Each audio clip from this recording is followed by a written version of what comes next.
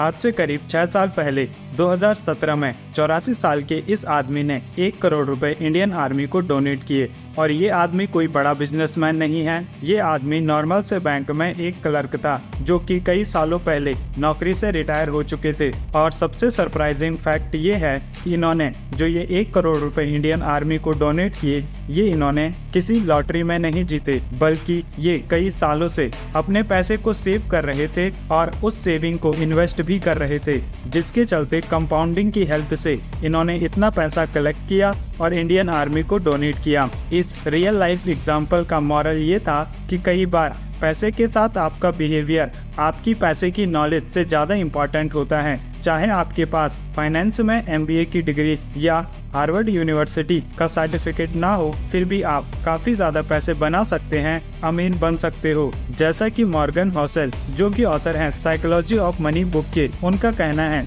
Financial success कोई rocket science नहीं है, बल्कि एक सॉफ्ट स्किल है जिसमें आपकी नॉलेज से ज़्यादा आपका पैसे के प्रति बिहेवियर ज़्यादा मैटर करता है। और आज की इस वीडियो में हम उन्हीं की बुक साइकोलॉजी ऑफ मनी से 5 लेसन जो मैंने सीखे उन्हें आपके साथ शेयर करने वाला हूं, जिससे आपकी फाइनेंशियल फ्रीडम की जो जर्नी है आसान हो सके, छोटी हो सके। Lesson number 1, nothing is free. मान लीजिए आप एक घड़ी के स्टोर में जाते हैं, आपको वहां पर रोलेक्स की घड़ी पसंद आती है। आपको पता है इस बात से आप अपने दोस्तों को, स्पेशली अपनी गर्लफ्रेंड को इम्प्रेस कर सकते हो। अब आपके पास 2 चॉइसेस हैं, या तो आप पैसे देकर उस वॉच को खरीद सकते हो या फिर उसे चुरा सकते हो। और मेरा गेस है कि चाहे आप उसेन बोल्ट से तेज ही क्यों न दौड़ते हो, आप पैसे देकर ही उस वॉच को बाय करोगे। जैसा कि एक नई वॉच को लेने के लिए आपको उसका प्राइस पे करना पड़ता है, सिमिलरली जब आप अपने पैसे को इन्वेस्ट करोगे तो उस पर आपको कितना रिटर्न मिलेगा, ये डिपेंड करेगा कि आप कितनी वॉलेटिलिटी झेल सकते हो। आपने लोगों को स्टॉक मार्केट में इन्वेस्ट करके अमीर बनते हुए देखा होगा, लेकिन जितनी वॉलेटिलिटी इसमें होती है उतनी बाकी फाइनेंशियल प्रोडक्ट्स में आपको नहीं मिलेगी। आपका पोर्टफोलियो एक दिन में 20% डाउन जा सकता है, और अगर आपके अंदर उस वॉलेटिलिटी को झेल पाने की क्षमता नहीं है, जो कि प्राइस है जो आप पे करते हो हाई रिटर्न्स के लिए, तो आप कभी भी स्टॉक मार्केट से अच्छा रिटर्न नहीं कमा सकते। मान लीजिए आज से 15 साल पहले आपने नेटफ्लिक्स के ब्राइट फ्यूचर को विजुलाइज करते हुए इसके स्टॉक में अपना काफ़ी पैसा इन्वेस्ट किया था, तो आज आप अपने पैसे को कई गुना बड़ा कर चुके होंगे। लेकिन क्या आप उसकी वॉलेटिलिटी को झेल पाते? 2011 में ये स्टॉक 80% तक गिरा था, जब नेटफ्लिक्स ने अपने कई सारे कस्टमर खो दिए थे। उस समय आपका पोर्टफोलियो पूरा रेड हो चुका होता और आपका अपनी इन्वेस्टिंग पर से भरोसा खत्म हो गया होता। इस समय आपके पास 3 डिसीजन होते,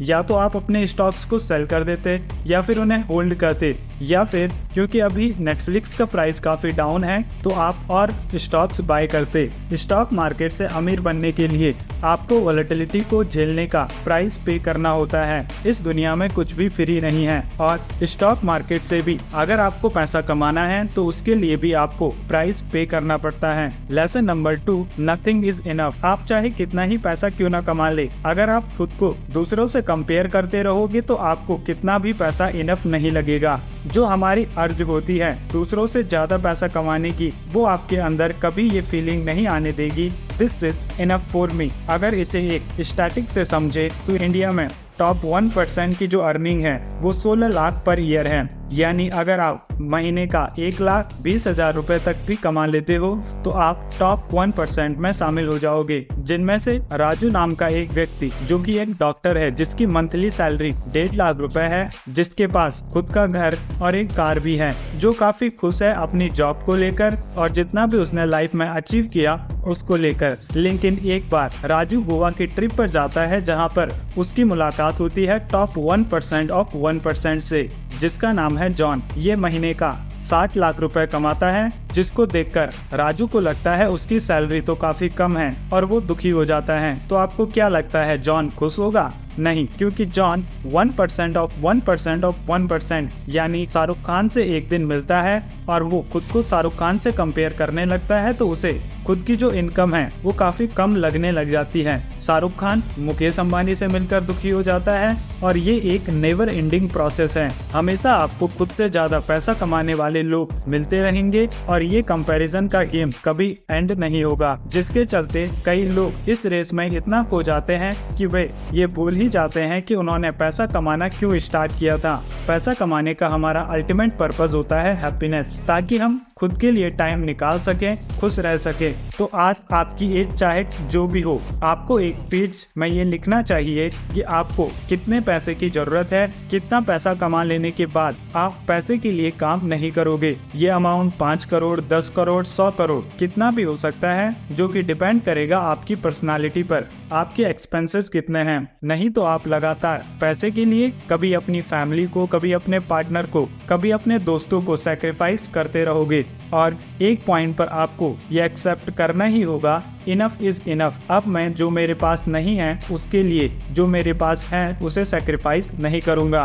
lesson number 3, perspective to see money. आपने लोगों को पैसे के साथ कई बार पागलों वाली हरकतें करते हुए देखा होगा। कुछ लोग पैसे को ऐसे उड़ाते हैं, ऐसी चीजों को बाय करते हैं जिनकी उन्हें जरूरत भी नहीं है। लेकिन कुछ लोग पैसे को इतना प्रिजर्व करते हैं कि वे अपने पैसे को अलमारी में लॉक करके रख देते हैं। ये इसलिए क्योंकि हर कोई पैसे को अलग नजरिए से देखता है। कुछ लोग स्टेटस गेम में फंसे रहते हैं तो कुछ लोग फ्यूचर में क्या होगा इस डर से कुछ खर्च ही नहीं कर पाते। और ये होता है कि वे किस सिचुएशन में बड़े हुए हैं, उनका चाइल्डहुड कैसा था। ऑफ कोर्स अगर किसी के पेरेंट्स रिच थे तो वो व्यक्ति पैसे की उतनी वैल्यू नहीं करेगा, लेकिन अगर किसी व्यक्ति के पेरेंट्स गरीब थे तो उसके अंदर एक फियर होगा लूजिंग मनी का। तो यहाँ पर आपको ये समझने की जरूरत है, हर किसी का पाथ अलग होता है, हर किसी का नजरिया अलग होता है पैसे को देखने का।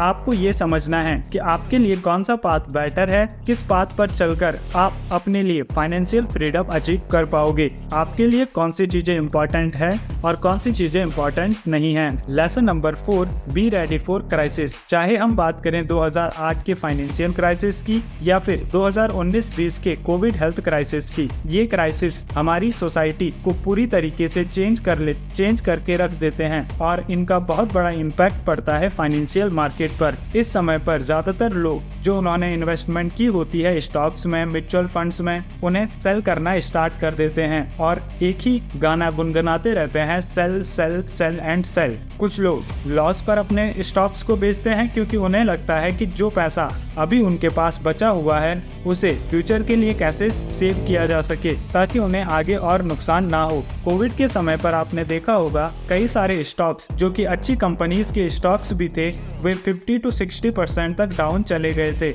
इस समय पर जो इंटेलिजेंट लोग थे, जिन्हें स्टॉक मार्केट की समझ थी, उन्होंने इनमें इन्वेस्ट किया और अगले 6 महीने में उन्होंने अपने पैसे को डबल किया। तो ऑथर हमें ये सजेस्ट करते हैं, हमें इस तरीके के क्राइसिस के लिए हमेशा तैयार रहना है। आपको पहली चीज अपना इमरजेंसी फंड तैयार करके रखना है ताकि आपको क्राइसिस की सिचुएशन में जो भी आपने इन्वेस्ट किया है उसे निकालने की जरूरत ना पड़े, आप अपनी इन्वेस्टिंग को होल्ड करके रख सको। दूसरा, बफर फॉर इन्वेस्टमेंट। इस समय पर स्टॉक मार्केट काफी डाउन होता है तो उस समय आप इन्वेस्ट कर सको, इसके लिए आपके पास एक्स्ट्रा मनी का होना जरूरी है। Lesson number 5, control emotion. अगर मैं आपको 5 रीजन दूं मार्केट क्यों क्रैश होगा और 5 रीजन दूं मार्केट क्यों ग्रो होगा सेम टाइम पर, तो ह्यूमन ब्रेन नेगेटिव इमोशन की ओर ज्यादा इंक्लाइन होता है। हमारी ज्यादातर डिसीजन फियर बेस होते हैं। अगर किसी भी स्टॉक के बारे में नेगेटिव न्यूज आती है तो उसका प्राइस 50 to 60% तक गिर जाता है, लोग उसे सेल करने लगते हैं। आपको यहाँ पर जरूरत होती है लॉजिकल थिंकिंग की।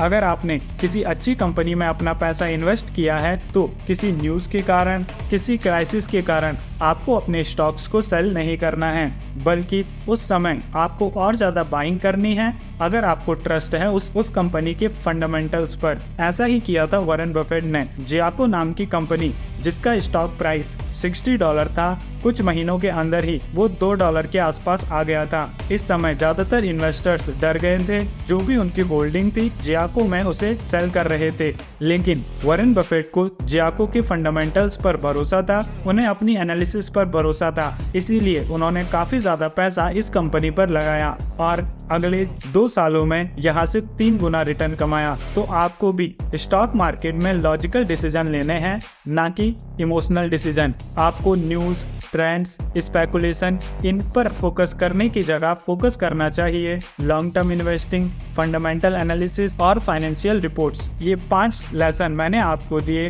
बुक साइकोलॉजी ऑफ मनी से। इस बुक का मेरे पैसे को देखने के नज़रिए पर काफ़ी बड़ा इम्पैक्ट पड़ा। अगर आपने अभी तक ये बुक नहीं पढ़ी है तो मैं आपको सजेस्ट करूंगा एक बार इस बुक को जरूर से पढ़ें। बुक की लिंक आपको डिस्क्रिप्शन बॉक्स में मिल जाएगी, जहां से आप इस बुक को बाय कर सकते हो। इसके अलावा अगर आप सीखना चाहते हो किस तरीके से किसी कंपनी को फंडामेंटली एनालाइज किया जाता है, तो उस पर हम पहले ही एक वीडियो बना चुके हैं, जिसे आप स्क्रीन पर पॉपअप हुई वीडियो पर टैप करके देख सकते हो। मैं मिलूंगा आपको उसी वीडियो में। तब तक के लिए goodbye. Keep learning, keep growing.